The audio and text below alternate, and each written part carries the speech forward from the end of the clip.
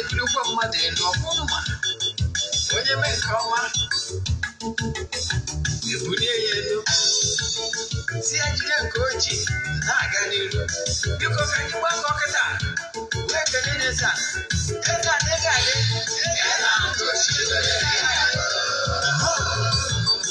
Eze-Ana Ugochitubelu nwoke ọma na oraifite ị ga-adị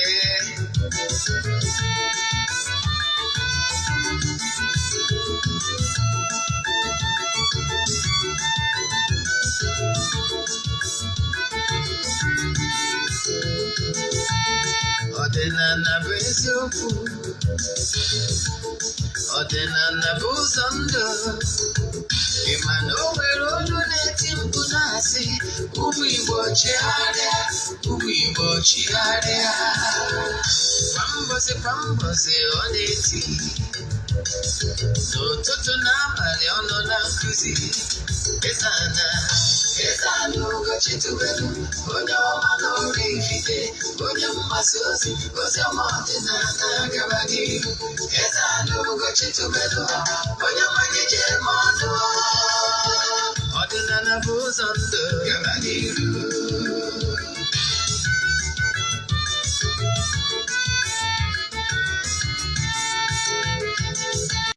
Eze-Ana Ugochitubelu onye ọma na oraifite onye mgbasa ozi ọma ọdịnala gaba n'ihu Eze-Ana Ugochitubelu onye mmalite eme ọnụ ọdịnala bụ ụzọ ndụ gaba n'ihu Eze-Ana ga-adị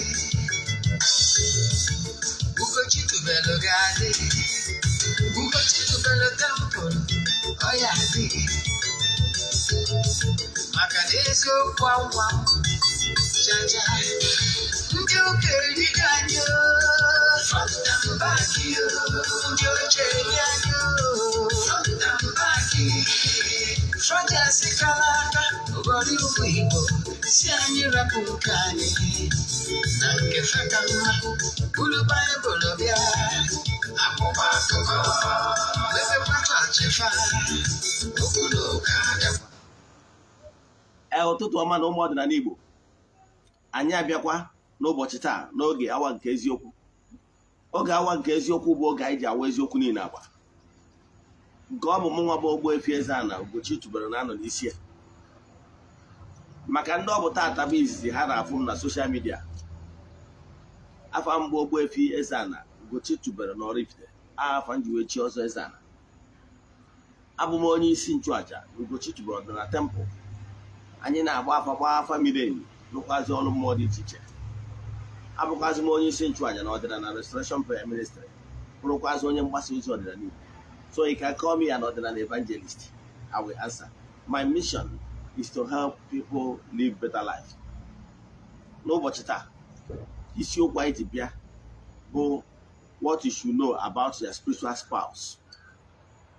Ya bụ di ụwa gị ma ọ bụ nwaanyị mmiri nwaanyị ụwa gị. Ụfọdụ na-akpọ ya ndị mmiri, ụfọdụ na-akpọ ya ndị ụwa. Agwọ ndị Imo na-use kind language asị ụdị ụwa ya mana ihe ọsọ gị kpọọ ya were ụdọ ma ya ewu na were ewu ma ya ụdọ means the same thing. So if you pay attention, I can assure you you will learn something for good. Yes. So n'ụbọchị tata ya gwara gị isiokwu anyị ji bịa ige ntị. You must learn something that will really change your life for good. I can assure you that. Then before I gama n'iru nwere ọkwa dị mkpa nchọ ka mma. Yes, ọkwa ahụ chọrọ ịma bụ ihe niile ị kwesịrị ịma.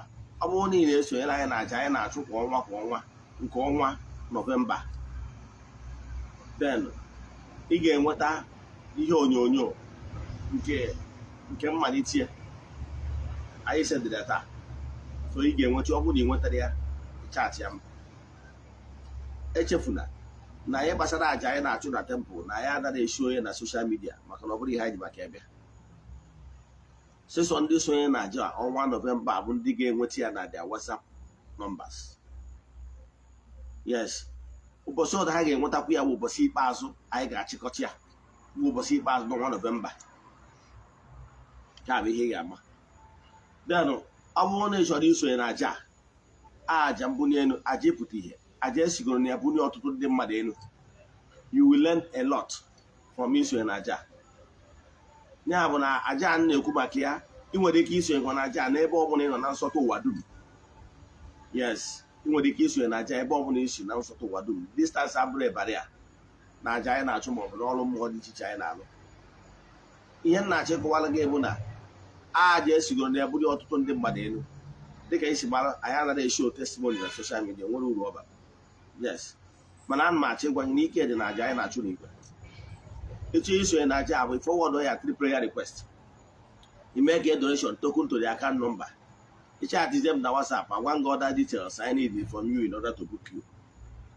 I can tell you ike dị na aja na-achụ n'igwe maka na igwe bike. Yes. Ịchọ isonye na aja, ihe anyị na-eme wa anyị were ya prayer request anyị debe n'ọlta na-achụ aja na-aga ọfọ na-ekwubi okwu n'isi gị kwa ụbọchị ọbụla ganye n'ọnwa Nọvemba. Yes, Nọvemba mere exactly 2 years anyị bidoro ya. Yes, so ihe ị ga-eme bụ ịchọ isonye chaatị m na WhatsApp. Ị ka nwere ike isonye maka na anyị ka nwere ụbọchị buru ibu na ọnwa Nọvemba. Chaatị m na WhatsApp nọmba 08138243871. I repeat, 08138243871. Ịchaatị sie ma ọ bụrụ na ịchaatị ya ma aga m respond. Mana ọ bụrụ na ịkpa akpọ, ọ bụrụ na m dị busy, my PA will pick it. But I can tell you na ị ga-enweta response almost immediately. Then ka anyị gabazie n'iru na nkụzi anyị bịa n'ụbọchị taa. Nke ọzọ si bụ ọ bụrụkwa ndị na-awọchị m site n'Eziokwu TV. Ọ bụrụ na ị chọrọ ịnụkwa nkụzi ọzọ ma ọ bụ na ị chọrọ ishigharị ya mmadụ, jee na Ugochitubelu, Ogbuefi Eze-Ana Ugochitubelu oraifite na YouTube. Ị ga-enweta nkụzi a, nwetakwazie nkụzi ndị ọzọ niile anyị na-akụzi gbasara ọdịnala Igbo kwa ụbọchị ọbụla. Yes, anyị nwere over 1000 lectures n'ebe ahụ. Nke bụ m chọrọ ịgwa gị, ọ bụrụ na ị na-awọchịkwazị from Eziokwu TV, o nwere Nollywood movie ọ bụla ị wọchịrị ebe a, ọ bụ na English movie, jee na Ugochitubelu Movie Productions, ị ga-awọchị ya. Ọ bụkwa nnọọ Igbo movies, jee na Eziokwu TV Nollywood movies, ị ga-awọchị our movies. They are true life stories, and I can assure you na our movies you must learn something very unique from our movies. Also na our channel ka ị ga-afụ those movies. Then ka anyị gabazie n'ilu. Ihe m na-achọ ịkọwara gị bụ n'ụbọchị tata, ị na-esonye na anyị na-agwa ndị mmadụ gbasara Eziokwu TV, na-agwa ndị mmadụ maka our channels, na-eshia ya, ka ị na-eme nke a ka Chukwu Okike pụrụ ime ihe niile gọzie gị. Ise ka anyị gaba n'iru na nkụzi anyị ji bịa. Gịnị ka anyị ji wee bịa? Sị gị na ihe anyị ji bịa taa bụ ịkọwa ihe gbasara ya spiritual spouse. Ịgbọrọ ya di ụwa gị ma ịgbọrọ ya nwunye ụwa gị, etu ndị Imo si akpọ. Amaghị m etu unu si akpọ ya, mana mma akọwa ya ka ọ ga-esi doo gị anya.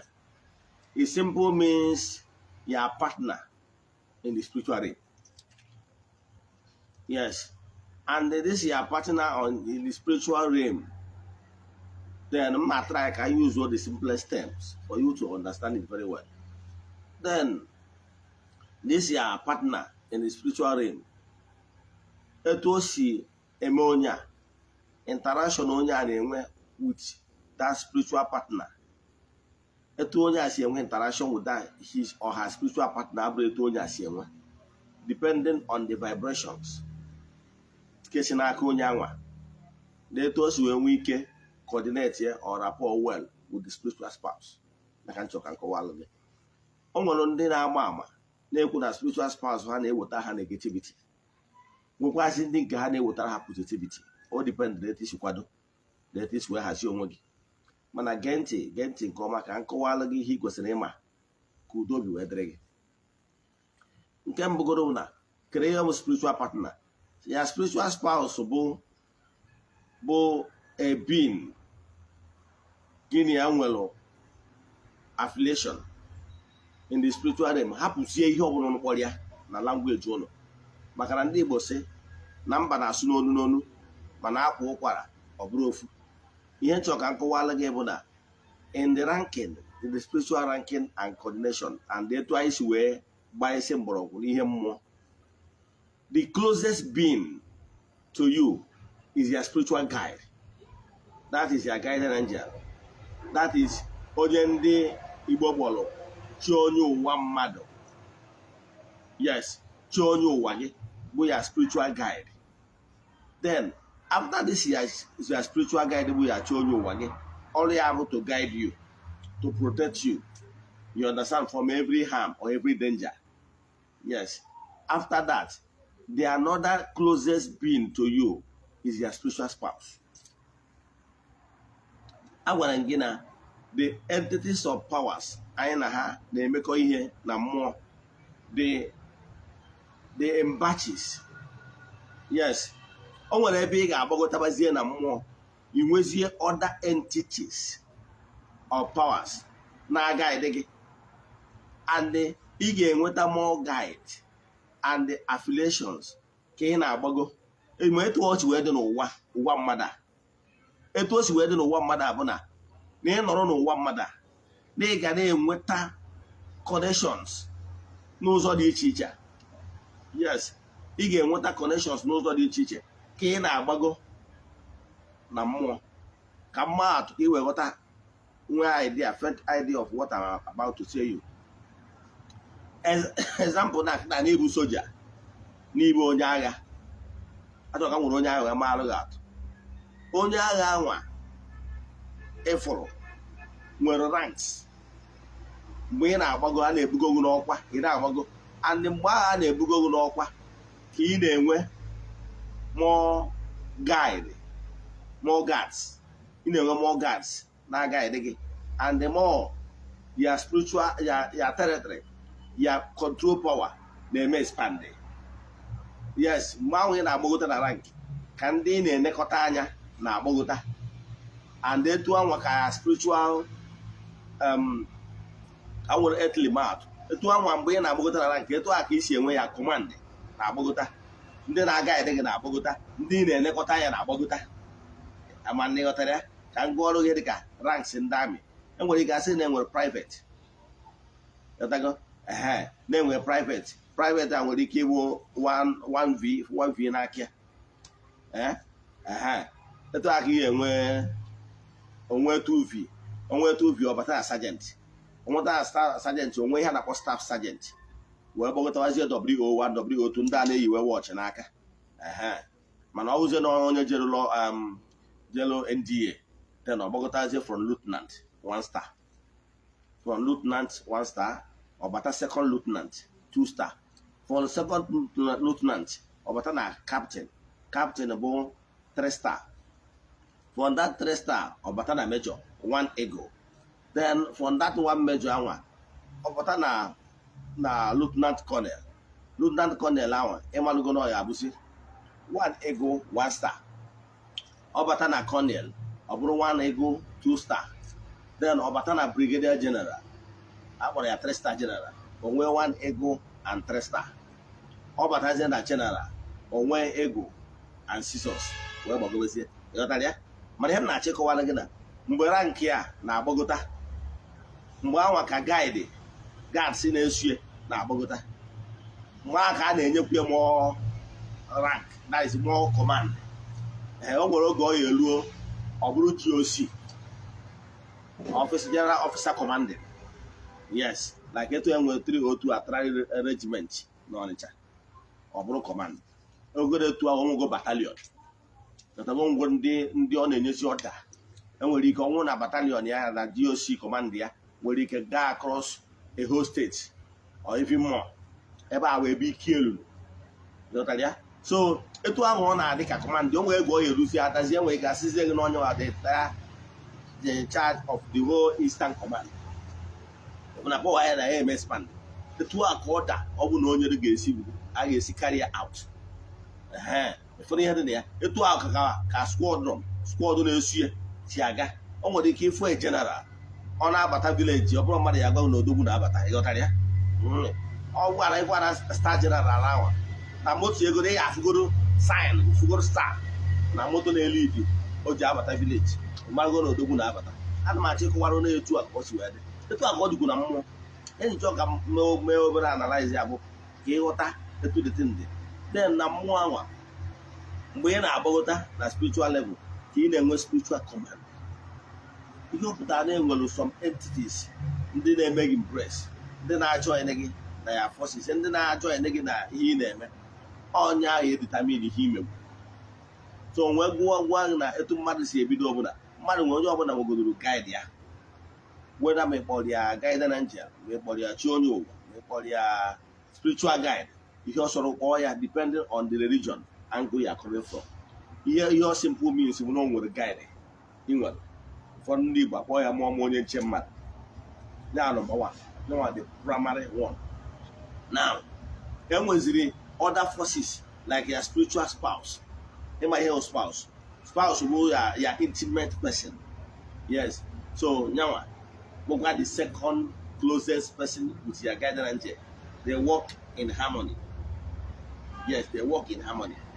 Then, magically come back to other entities because as you are growing, your spiritual strength is growing. That is when your sagacity is growing in the spiritual realm. Your tentacles is spreading because of the Nabukuta and more. You need more command, you need more influence. Yes. Itu a order no wa. Order na more. Agwa na ngina etli tina obo na ina afu na eme no wa. We spiritual the prototype of it in the spiritual realm. Now, ihe na achiko wala ga emu na abia na mmụọ ihe kwesịrị ịma bụ ị na-anya n'ihe na-eme na mmụọ, ịma na mmụọ karịrị mmadụ. Now, abia na that's your spiritual spouse wa. Ị kwesịrị ka embrace ya spiritual spouse. Onye akpata na ọtụtụ ndị mmadụ na-abụ dịka m gwara gị na chi onye ụwa gị na ya spiritual spouse na-alụkọ ọrụ ọnụ. Onye akpata na ọtụtụ ndị mmadụ emego mistake jee lụọ ọrụ mmiri ma ọ bụ jee lụọ ọrụ isetụrụ oju ụwa without first of all ime udo align all with chi ha. Then ha jee lụcha ọrụ anwa ọrụ amaghị aga. So ihe ọ pụtara na before ị na-ada akpa na anakpa na ọfọ before ị na-ekwu okwu isetụrụ oju ụwa gị ma ị kpọrọ ya ndị mmiri ma ị kpọrọ ya dị ụwa ma ọ bụ ọsọsọ gị kpọọ ya, mana ihe ọ pụtara ahụ simple means ya spiritual spouse. N'ihi ga-ebu ụzọ align all with ya guided angel, chi onye ụwa gị number one. Maka na chi ụzọ ya chi ga-anọ ga-ebuterịrị ụzọ. Chi onye ụwa ha ga-anọ ya gị na ya dị n'udo, o wee nọrị ya mbọsị a ga-eje mee udo wee kwụọ ngọ wee setụrụ ọhịa spiritual spouse. Ọ ga-anọrịrị ya. So ọ bụrụ na ime mistake, onye kpatara ọtụtụ ndị mmadụ nwere ike ịsị gị na ya ga-alụọ n'ọrụ setụrụ spiritual spouse a na ya alụgo many times. Ụfọdụ nwere ike ịka odogo si na ya alụgo ugboro 5 mana otu abụ n'ezi. Ihe kpatara ya bụ na imere ihe ị kwesịrị ime na-adị ahapụ isi aka wee na-agba ụrịọ. Ihe ị ga-emegoro bụ na ị ga-ebugoro ụzọ gbagoro afa mara ihe gbasara chi gị. Gị na chi ga-adịgoro na mma, chi gị ga-adịrịrị involve. Ụbọchị agha na-eche ka eje mee ihe gbasara dị ụwa gị, maka na dị ụwa gị anwa bụ next to ya chi onye ụwa. So ị kwesịrị na ya akpaliri n'ala agụọ nwaanyị wee gụọ chi nwaanyị ya agụ na ihe buto mee ihe gbasara chi gị. Then before you kwuwe okwu spiritual spouse gị ka o wee gaa nke ọma. Ịnega na advice ya na-enye gị anya maka ọdịmma gị. So spiritual spouse gị abụ o nwere ndị dị iche iche na-enwe affiliation na ụdị dị iche iche with spiritual spouse. Dịka nsikwu na mbido, o nwere ndị nke ha na-ewetara negativity, nwere ndị nke ha na-eweta positivity. No depend on etu isi kwado na cordial relationship gị na-enwe. Nke ịbụa, o nwekwara ndị nwekwalụ opportunity n'otu ụdị mmadụ ha bụ bido n'okike ha, ndị akpọrọ mystic in nature. O nwekwara ndị dị privilege na ha na-enwe ike nwee interaction one on one with their spiritual spouse. Onwe. Yes. So mana what you don't know is always a mystery to you. Now onwe ndị nwere dafụ their guardian angel chi onye ụwa ha one on one. When ndị na-afụ their spiritual spouse one on one, they are two separate beings one on one. So mana ihe niile are dependent their inner vibrations. Inwere na-etu isi wee kwado and n'ihe nwere ike withstand. Mmụọ nwere ike na ya anya na spiritual vibration gị dị very low. Ama allow ka ịfụ such being because if you are sometimes you will not be at peace. Mana ọ bụrụ na na ịgbagotago to a level ị nwere ike interact with ya being without being jittery na ụjọ aghara ịbaga ahụ. Maka na nke mbụgoro bụ na ị na-agbagota na mmụọ, the first thing you will conquer is fear. If you have not conquered fear, you have not started. Ọ bụ ka na-ebu onye na-atụ egwu ụmụ mmụọ, enwere ike asị gị si ebe a pụọ na apụta na compound gị by 2 o'clock in the midnight. As mean no ndị na-apụta you na-abịa ease themselves, ụjọ a na-atụ gị ọga ịkọnkabọrọ fear. Ihe kpatara na ịkọnkabọrọ fear bụ because ị mara na ụwa a nọ n'ime ụwa mmụọ. Yes, onye kpatara gị na ụmụ mmụọ ga-adị na mma bụ 5 and 6. Ụwa anyị nọ n'ime kịta bụ ụwa mmụọ, ụmụ mmụọ na-agọba this world. So the first thing ị ga-emegoro bụ gị na ụmụ mmụọ ịdị na mma, maka na ịdị na mma ọ ha nwa ga-emepere gị the treasures of this world, because they understand how things work and ha ma ebe the treasures. Achọrọ nka ngawa dị pụta ma na-akọwago ngịda ndị na-eso nkụzi m gwa gị na-enwere ụmụ mmụọ dị in charge of every city. Agwara gị ụbọchị a sị gị na na-enwere ụmụ mmụọ dị iche iche dịka ndị ichie na ndị ọzọ gasị dị in charge of every community you are seeing. Nwere ụmụ mmụọ dị in charge, and until gị na ha adị na mma, ha emepere the treasures of their city. Ị ga-anọ na Abuja na-agba mbọ na-eti igwe na-achaghị acha, ịgbacha mba fụrụ fụụ, ghọtara ya. Mana ọ bụrụ na gị na ụmụ mmụọ ndị nwe obodo dị na mma, ụmụ mmụọ haziere gị ọnọdụ ma ị na-agbata n'ọnụ goolu. So ihe na-achịkọwara, mana ị ga-ebidogoro a na-akpa na anakpa n'ọfụ. Ị ga-ebidogoro from your spiritual guide 1, then ebido from your spiritual guide anwa i wee batazie na spiritual spouse anyị na-ekwu maka ya taa.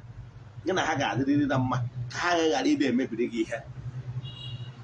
Maka na ọ bụrụ na ndị Igbo na-atụ n'isi na nwata gwa okenye ebe ọ na-eje, ọ gwaghị ihe ị ga-ekwu na iruo. Ọ bụrụ na nwatakịrị gị na-ebi na ya ọ dị ekene gị ekene ụtụtụ, ịpụta n'ụzọ fụ ka ebe ndị mmadụ na-akụpụ ya akpụ ọnụ, ị gachie ike na-efume as right. Mana ọ bụrụ na nwatakịrị na-erubere gị isi na-ejere gị ozi na-ekene gị nke ọma, ịpụta igoro the case. Dọtara ya etu akọndụ mmụọ. So onye kene soni ekene ya. So ọ bụrụ na ịgba ha nkịtị agba nkịtị, ihe m na-achị kọwara gị na spiritual spouse gị na ya ga-anọ dịka 5 and 6. So ihe ị ga-eme ka ị ga-emeta nke a nke ọma. Nke mbụ, o nwere onye ọbụla sịrị gị na ya na-ekewa ya spiritual gị na spiritual spouse gị. Onye dị etu a na-achọ ka otu ogu. O nwere ihe dịka nkewa, because nọ onye abụ ya spiritual partner. Ị nwere ihe ga-eme ka ikewa ya ga-emezikwa ụwa gị. Ị maa na ịpụtazie na ụwa mmadụ eburu ose aka, mana ihe a na-ekwu ka eme udo. Example, ọ nwere ndị ọ na-eweta negativity. Ụdị ndị ọ na-eweta negativity a enidi ka eme something tangible. Nwee ndị nke ha na-eweta favor. Ọ nwere ndị nwere ike ịsị gị na ọ na-abụ n'abalị etu a ma onye nwee contract ma business ma favor. Ọ bụrụ na business spiritual spouse ya visitchaa ya na ya nwere ike ịfịa na nlọ, favor na-abịa. N'ụbọchị ụdị akọ etu a, nwee ndị nke ha bụ na ọ nwere ike onwe ihe ọma na-abịa n'ụzọ. Once spiritual spouse ya megụchara ya visitchara ya, ihe ọrụ akụ onye na-aghasa disappointment everywhere. Onwe ndị nke a na-eweta negativity because you don't understand how things work and you build your rapport. Yes, ka mmadụ ga-atọ ngwọ ndị ọ ghasara marriage ha, onwe ndị ọ na-aghasara relationship, onwe ndị ọ na-ewetarụ what I can call bad luck. Yes, ọgwụ na nwere onye kwere nkwa na ọ ga-emeri ihe. Ọ bụrụ ga ana na ọ nweta na dị ụwa ya visitchaa anya ya n'ụmụ akụkọ aba ya. Ọ nwere ndị ọ na-ewetalụ distraction. Ọ nwere ndị ọ na-eme relationship a na marriage ha na-aghasa, maka relationship ya nwere ike ọfụ relationship ọhụrụ ọ nọ na ya, ọ ma put in the best. Ọ na-anọ na mgbakasị ahụ, mgbakasị ọ nọ na ya ga-eme ya ọ ma give you the best to earthly partner ya on earth. That spiritual partner abụrụ a distraction to onye dị etu a. So ọ ma na-enye the best, and whereby na ọ na-give the best ya, onye ọbụla ya na-eme ka ihe n'ụwa mmadụ a with the test her or the test him, as case may be. Mana ihe nchọ ka mmadụ ofu atụ, o nwere ofu ihe merụnụ like over 20 years ago. Yes, I was very young very then. However, no one of my friend. Yes, money I know for business then. However, na ebe obi mgba bụ n'obi n'Ọnịcha mgba. So, however, na when I complain no me ihe oge ọ na-asị na nwunye ya anaghị enwe mmasị ka anya ya na-enwe mmekọ, that is affection. So, when one day when I complain, no nwere strange thing ya na-afụ na bia. No nwere ụbọchị ya wee bata etu a. O nwere ike ọ na nwunye ya emechiri bedroom emechi. N'ihe ya afụsị nwunye ya ka nwunye ya wee ga-anọ na bed na-emezi asị romantic moves. Mana enye ya n'anya ebe a na onwe onye ya na-afụ. But the woman will be making like romantic moves. So, nya pibucha afụcha that hour. O nwere ike ọ nwere ka ya si kụọ aka n'ụzọ. She will remain calm. As if somebody no lam or something listen. Only ike gwụcha. So, ihe a na-eme many a times. So, one day, wee chụọ m ihe gbasara ya, ọ na-agwa m ihe bụ m ka n'isi anyway. So, wee si oke, one day mụ na ya jechara ebe anyị jere wee na-abata. Butade na bie, anyị kwụsị. Abatazi na bie, ọ na-abatazi na bie mgbe ụfọdụ etu ọ na-eme ọma na-azụsi ike asị na onye ka ọ wee nwike mara ihe na-eme. So, wee bata ụbọchị a wee pipụkwa, ụzọ pipụ wee fụkwa the thing again. Wee kpọọ m sị m bịa, wee sị m si n'ebe a oghere ebe a wee n'anya. Nna ihe m fụrụ ebe a dịkwa egwu. The woman was like making as if romantic moves, but in na bed onwe onye na-afụ ya. So wee sị na ihe nwaanyị a na-eme ihe a mesizie ya ya kpazie ya aka ka alụ ọrụ ezinụlọ n'abalị ahụ eju ya ọnụ. So ihe ya bụ di ya na onwe ya n'usoro ya na ụgwọ mmadụ na-eme ọ dịghị enwe mmasị n'ebe dị person na-abụrụ that spiritual partner ya ọ na-pay more attention. I can tell you, to cut the whole story short, that marriage may crash. Yes, that marriage may crash because of so many adult compatible and these problems of affection to ebedieno. The two are called the old band obuka, no one with the relationship. I draw married, how can a relationship? Man, what the headache affection? Onwe dị ka affection, o nwere ike 1 or 2 times ọ maghị nweta interest. Ọ na-eme na nwoke na-eme na nwaanyị. Yes, nke nwaanyị nwere ike na-asị kere ihe ya mere, ma nke nwoke na-asị kere ihe ya mere na the last time o chekiri na nwere nrete na ọbụla ọgba aghara ha nwere n'ime onwe ha gwara ntere na enwere ike isi over. So but the affection is not there. So many things dey happen. Mana ihe na-achịkọwalụ ndị na-afụta onwe ha n'ụdị ọnọdụ a weda ma iwu nwoke na-eme nwaanyị. Ọ na-emekọ nwoke na-eme nwaanyị. N'ihe kwesịrị ịda emewu opening up to your partner. Maka na onye kwuo ebe o si akpa ya manụ ka ya esi nri aka. Ọ bụrụ na anọ na-abụ na mata ihe onye na-eto ha mere n'ebe ị nọ obere oge ịkpọ ya asị ime enwezi interest by feeling ya ma adịzi. Ịkpọ onye anwa na ọ bụ ya na si ya na-ene ka ọ mara ka ọ esinyere gị aka. O nwere last month a guy called me is ọnụgo nwaanyị ka na nwaanyị ọfụ. Ọ sị mana Eze-Ana na ihe na-eme na kịta na ya adara enwe mmasị n'ebe nwunye ya nọ. Isi anya gwa m exactly ihe nwaanyị a na-eme. Ọ ga-agbanwe na o nwere ihe ọ na-eme ka mmadụ ka m ma esi tụnye ha alụ ma ọ mee kere ha kwụsị. Ọ sị m na nke bụ eziokwu na o nwere ihe ọ ya asị na ọnya na nwaanyị a na-eme. Mana ya notices na ya na nwunye ya nọrọ na ya adịghị enwezi feeling, na ya adịghị enwezi affection, na ya adịghị enwezi mkparịta atọ. Mana na ọ bụrụ na onwe ka esi wee nọrọ with another person, another woman, na-enwe mkparị. So this is a serious problem, but na ga-solve the problem. Nke m goro bụ maka na asị m ya kere ihe bụ the problem the woman. Ọ bụrụ na o nwere karakta nwaanyị a na-eme ma ọ bụ etu esi chọọ ka o si na-eme gị ikwe ka ụnụ trash ya out. Mana anya nwa bụ na o nwere ihe ọ ga-epinpoint aka si n'ọnya ka ọ na-eme. Mana ya na ya nọrọ ya na ọ dị ya ka asị na nwoke ibe ka ya na ya nọ na ya nwere anything. So this is problem. I can tell you na ihe a emebigo ọtụtụ marriage and ọtụtụ relationship. So onwere no smoke without fire. So ọ bụrụ na ọ dị etu o nwere ka esi eme udo na ya, ihe ị ga-eme ewu you have to engage that spiritual spouse onye anwa wo problem. Then eme udo ịrịọ ya gwa ya ka ọ hapụ ka ịnụ ọdị n'elu ụwa ka ime ụwa gị. Imesi ya na kwa ibu dị na ya chụpụ aja dị na ya, they will leave you. Mana ị agwakwa ya kwudokwala gị n'ihi na esetụrụ ya ka ọ hapụ ka ime ụwa gị ka ị nụọ di ma ọ nụọ nwaanyị n'elu ụwa does not mean na unu na-ekewa ekewa. Mana ọ nọ hapụ okwu n'ụwa ịnọ na ya ka ime ihe ị kwesịrị ime, enjoy ya to the fullest. O nwere ka esi eme ya, ka abụrụ nkewa, ka abụrụ esemokwu, ka mmakwa atụ. Ndị ahịa ndị ala ka ịma atụ bụ ka i wee ghọta ihe m kwuru ọfụma. Denụ maka na mma eji ihe ma wee marụ gị atụ, mana akọrọ gị ihe na-eme na Amerịka mana ijebere Amerịka. Ihe m na-achọ ịkọwara gị bụ ka mmakwa atụ. O nwere nwoke na nwaanyị nwere ike inwe very affection, ha dị very close, mana for one reason or the other, ọ bụrụ na ha ama anụ onwe ha, ha nwere ike on their own ga-ejiri aka kpebie n'onwe ha na ha ama anụ onwe ha because of na onye adịgo ready ma ọ bụ na onye nke ọzọ adịgo ready, and therefore ha decide ya na walk out. Then onye nke ọzọ asị onye nke ọzọ gwa ya nụọ di ma ya nụọ nwaanyị. A na-eme ya eme, a na-eme ya eme. Then mgbe ahụ ọ nụsiri di ahụ ma ọ nụọ nwaanyị anwa, o nwere ozi that party na ya gị na ya setụrụ nnọọ ọfụma, esi ya nụọ di ma onye nke nwaanyị anụ nwaanyị ga nụọ nwaanyị, ọnụọ nwaanyị, mana gị na ya ka nọkwa in good term. Dị olete ndezi na ya na ụlọ adịghị emezi nke ọzọ, mana onwe ebe ọnụnụ furu onwe unu na-ekere ọfụma, onwe aka ị ga-enyere ya aka, onwekwara aka nwaanyị enyere gị onyere gị.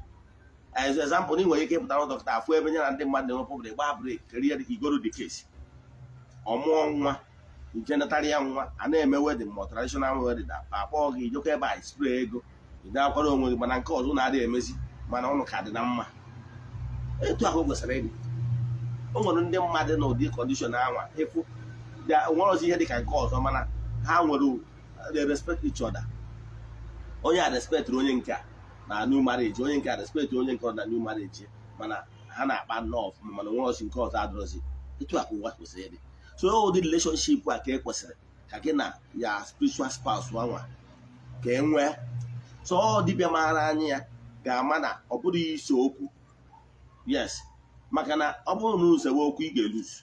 O nwere ihe dị ụwa gị anwa ya na spiritual spouse anwa, o nwere ọgwụ o kwesịrị ịda agbara gị na mmụọ, o nwere ihe o kwesịrị ịda emere gị, mana unu usegbe okwu iluzuo ya, yes. Mana ọ bụrụ na usetụrụ amicably, unu fukwa ibie unu ekene, etu a nsi mara gị atụ na ọ bụrụ na mụwa mmadụ na gị na ya chọrọ isetụ ndị bụ ọredi ya nwa adị redi, ọ chọghị ịnụ isi ya no problem, ị na-esetụrụ ọfụma. Ụbọchị ị na-agba nkwụ nwere ike ịbịa, ị nwere ike ịmụkarị nwabarịtara nwa gị na ya dị nnọọ very good, that is as the maintain no relationship, mana nke ọzọ na-adị emezi. So ifuru ngwa ụbọchị ị nwere ike ịnọ na be di gị anwa onwecha omego m ka m nwere onwe mma. O nwere one lady, the first woman ma sị we are so close, but na my family onye ọnwụ na m ya. So mana mgbe ịmagụ na nwaanyị na-ebu ụzọ arrive very so mgbe ọ chọrọ ịlụ di, ndị bịawara ya, onye a gwere ihe dị mkpa ndị. So some one of my friend chọrọ ịnụ ya wee kpọọ m sị m na mana ya this lady dị good, mana na ya mana mụ na this that lady dị good, the close, si ya yes, ọsị m na ya chọrọ ịnụ ya, si ya so be it. Njụ ọ dị gị ọsị na ya like the guy, si okay, ha na-abụ n'ọdị na nwunye. After many years, ọ gwara mgbe ọ na-achọ shop, fad di ya ma ihe everything. Mgbe ọ na-achọ shop, that time I was doing very well. Ọsị m na ya chọkwa nọ shop, ọ bụ na m menyere ya aka kwụọ ụgwọ shop, enyere m ya ego na shop ụgwọ shop, but I di ya ma. So maka mụ na di ya dịkarị na mma then, because anyị nọ na into this religious charismatic of it. So mana ihe na-achịkọwara gị bụ na m na-enyere ya aka mgbe ahụ, despite the fact na bụrụ m na anụ ya. So etu ha ka ọ dị. So etu ha ka ọ dịkwu na ihe mmụọ. Ọ bụrụ na gị na ya spiritual spouse anwa mee udo, ọ ga-ahapụ gị lụọ di ma ọ lụọ nwaanyị n'elu ụwa. Mana onwe spiritual support ọ ga na-enye gị, ọ ga na-enyekwa gị ya, maka na unu setụrụ amicably. Mana mgbe ị na-emewe akasio abandụ, nke bụ eziokwu na akasio abandụ ị na-eme means nonsense, o nwere ihe ọsọ, maka na ụtọ ka atụba atụta ihe. So onye na-achịkwa na o nwere ka esi eme ya. So onye na-eje asị ka o je tinye ilo n'etiti gị na enye nwa bụ nsogbu. Ọnọdụ ka nwoke na nwaanyị na-adị na mma, unu setụrụ in pieces. O nwere na opportunity ọ ga-enye nwanne ya aka, ọkọta onye ahụ ma ọ tụọ ofe ya kwuo, So if you don't lose on both sides, but no na go and especially go one mother. So spiritual spouse will lose nothing, or go lose. So go and need it. So na cheko wala ge mana cho onye mara ka esi alụ ọrụ dị ọrụ dị etu a ka e nwee ike wee lụọ ya ọfụma. Yes, ọkwa eziokwu na ọ bụrụ ọsọ certain things ọ nkwara ihe ndị ọzọ nkwara ike inwetakwa disaffection, mana ihe njiwe chanel tata wụ nke ndị ọ bụ na ọ bụ spiritual spouse bụ the responsible for ihe disappointment ha na-enweta ya ka anyị focus taa. So ihe na-achị kụwalụ gị bụ na na-enwere spiritual spouse. Yes, and nkọwalụ gị ihe ị ga-eji aka n'ihe nkwuta bụ na o nwere ndị nke ha na-eweta negativity, nwee ndị nke ha na-eweta positivity. O nwere ndị bụ na ha na-adị ụwa ha ma nwaanyị ụwa ha na nwere ike obisit chagoro ha, mana yet ihe ọma dị n'ụzọ ha na-abịa nyafụ nyafụ. So mmadụ niile abụrụ ofu, ọ dipendị kwado ka isi mee udo, mana I can tell you na ọ bụgo na spiritual spouse will visit gị and gị na ya dị na mma, I can tell you even more good isi ga-abịa ọma abụnata obstacle. Ka m kwụsị ebe a tata. Ọ bụrụ na ị nwee ajụjụ na nkụzi tata, ma ọ bụ na ịchọ ka agbalị gị afa mmiri ebi, send them message na WhatsApp 0805 sorry kpọọ 0801 0813 sorry kpọọ 0813 yes kpọọ nke nwa ya kenye aka kpọọ 0813 8243 871. I repeat 0813 8243 871. Ọ bụrụ na ị kpọọ ya, ọ bụrụ na m epigoro ma PA opi, I can assure you ọ ga-adịrị gị mma. Ọgwụ ọzọ dị mkpa nchọrọ ịma, echefukwana na December 1 bụ our Lord feast na temple. Ọ mgbe for ndị friends of the temple na ndị niile kụrụ mbamba otu Igbalijele. Yes, our Lord feast ka ọ bụ rụkwa mgbe dị na-celebrate my birthday. Ọ annual event anyị na-eme yearly na temple. Ndị niile na-abịa bụ ya amarugo na every year ọbụla Lord feast and my birthday December 1. So nke this year 2023 na-abịakwa ọ dị on a Friday. I can tell you na ọ ga-abụkwa a very bigger event karịa iri ji ọka isi eme ya arụ ọbụla. Na ndị ọbụla ị na-anụ olu m ma ọ bụ na ịbụ friend of the temple, echefuna you are invited. Ọ bụkwa na ịbụ friend of the temple officially, echefukwana na o nwere aja a na-achụ annually for ndị niile nọ na friends of the temple. Yes, ọ bụkwa ndị na-esonyere anyị n'ihe anyị na-eme na-amasị gị all over the world, you are invited. Ihe anyị ga-eji wee mere gị ọchị that day ama aka anyị ịbịa soro anyị nwa aṅụrị na anya bụ ụbọchị bụ oke ụbọchị bụ my special day. So you are all invited. N'aha Chukwu Okike nke pụrụ ime ihe niile, ayọ ma ayọ n'isi ndị niile sonyere anyị na-ajụ ọnwa November, ya na n'isi ndị children of the temple and the children of the friends of the temple. A sị na ọmaka ya emere ụnụ. Na-agụkwazi ọfọ n'isi ndị niile ihe anyị na-eme na-amasị, ndị na-eshia our messages, ndị na-agwa ndị mmadụ gbasara Eziokwu TV and ndị na-eshia our YouTube handles channel. A sị na ọmaka ya emere ụnụ. A sị m na onye ọbụla na-ejere ụnụ ije ọjọọ na ọma ejelu, osi ọnwụ na ọ ga-eje ya nwee ọdachi n'ụzọ. A sị m na akakaka ya mụ na jijiji ama ụnụ. A sị m ihe ụnụ ga-eri bịa ihe eri ụnụ abịakwana. N'aha Chukwu Okike nke pụrụ ime ihe niile, a sị nke ọmaka meela ụlọ na-eto a nsịkwa ka ọ ga-esi maka naanị ụbọchị na-anọ. N'aha Chukwu Okike nke pụrụ ime ihe niile, ya gazie ka ọ dịkwa na echi niile n'oge awa nke eziokwu. Daalụnụ. Na ndị enyi m ndị metara onwe m na YouTube na social media, ọ bụrụzie na o nwere ozi dị mkpa ịchọrọ ịchat m privately na my private WhatsApp, send them message na WhatsApp 0805 7837 672. I repeat 0805 7837 672. HF is WhatsApp message only. Daalụ.